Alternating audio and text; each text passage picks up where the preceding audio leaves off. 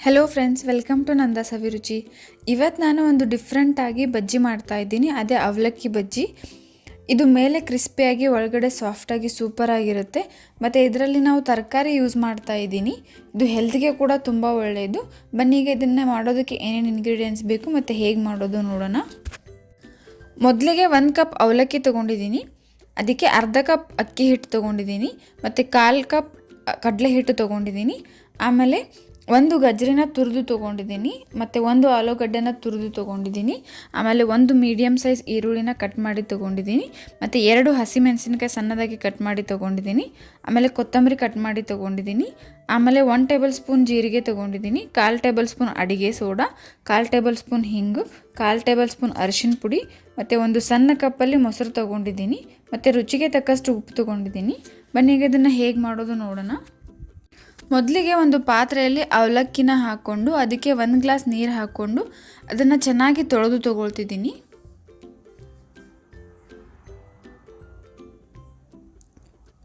ತೊಳೆದು ನೀರು ತೆಗೆದುಬಿಟ್ಟು ಮತ್ತೆ 1 ಗ್ಲಾಸ್ ನೀರು ಹಾಕ್ಕೊಂಡು ಅದನ್ನು ಒಂದು 5 ನಿಮಿಷಗಳ ಕಾಲ ನೆನೆಯೋಕೆ ಬಿಡ್ತಾ ಇದ್ದೀನಿ.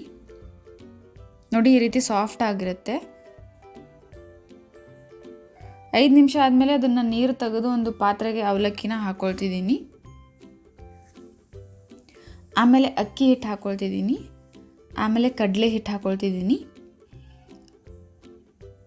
ಆಮೇಲೆ ತುರಿದಿರೋ ಆಲೂಗಡ್ಡೆನ ಹಾಕ್ಕೊಳ್ತಿದ್ದೀನಿ. ಆಮೇಲೆ ಗಜ್ಜರಿ ಹಾಕ್ಕೊಳ್ತಿದ್ದೀನಿ.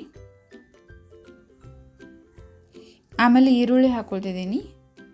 ಆಮೇಲೆ ಹಸಿಮೆಣಸಿನಕಾಯಿ ಹಾಕ್ಕೊಳ್ತಿದ್ದೀನಿ. ಕೊತ್ತಂಬರಿ ಹಾಕ್ಕೊಳ್ತಿದ್ದೀನಿ.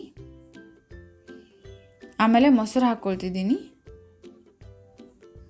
ಜೀರಿಗೆ ಹಾಕ್ಕೊಳ್ತಿದ್ದೀನಿ. ಹಿಂಗೆ ಹಾಕ್ಕೊಳ್ತಿದ್ದೀನಿ. ಅರಿಶಿನ ಪುಡಿ ಹಾಕ್ಕೊಳ್ತಿದ್ದೀನಿ. ಅಡುಗೆ ಸೋಡಾ ಹಾಕ್ಕೊಳ್ತಿದ್ದೀನಿ. ಮತ್ತು ಲಾಸ್ಟಲ್ಲಿ ರುಚಿಗೆ ತಕ್ಕಷ್ಟು ಉಪ್ಪು ಹಾಕ್ಕೊಳ್ತಿದ್ದೀನಿ. ಇದನ್ನೆಲ್ಲ ಹಾಕಿದ್ಮೇಲೆ ಇದನ್ನು ಚೆನ್ನಾಗಿ ಮಿಕ್ಸ್ ಮಾಡ್ತಾ ಇದ್ದೀನಿ. ನೀವು ಸ್ಪೂನಿಂದ ಬೇಡ ಅಂತಂದರೆ ಕೈಯಿಂದ ಕೂಡ ಮಿಕ್ಸ್ ಮಾಡ್ಕೋಬೋದು. ನಾನಿಲ್ಲಿ ಇದಕ್ಕೆ ನೀರು ಹಾಕ್ತಿಲ್ಲ, ಯಾಕಂದರೆ ಮೊಸರು ಮತ್ತು ಅವಲಕ್ಕಿ ನೀರಲ್ಲಿ ನೆನೆಸಿ ತೊಗೊಂಡಿದ್ದೀನಿ.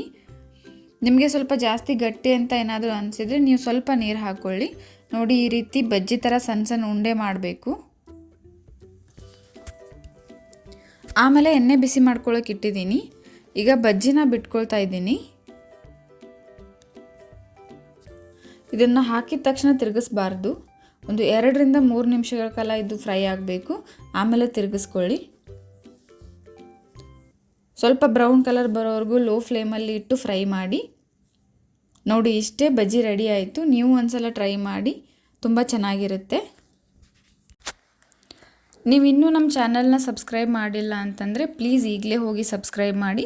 ಮತ್ತು ಇದೇ ರೀತಿ ನಾನು ಹಾಕೋ ಎಲ್ಲ ವೀಡಿಯೋ ನೋಟಿಫಿಕೇಷನ್ಗೆ ಪಕ್ಕದಲ್ಲಿರೋ ಬೆಲ್ ಐಕಾನ್ನ ಕ್ಲಿಕ್ ಮಾಡಿ. ಮತ್ತು ಈ ವಿಡಿಯೋ ನಿಮಗೆ ಇಷ್ಟ ಆಗಿದರೆ ಪ್ಲೀಸ್ ಲೈಕ್ ಮಾಡಿ, ಶೇರ್ ಮಾಡಿ, ಕಮೆಂಟ್ ಮಾಡಿ. ಮತ್ತು ಇದೇ ರೀತಿ ಟೇಸ್ಟಿ ರೆಸಿಪೀಸ್ಗೆ ನಮ್ಮ ಚಾನಲ್ನ ಸಬ್ಸ್ಕ್ರೈಬ್ ಮಾಡೋದನ್ನು ಮರಿಬೇಡಿ. Thank you.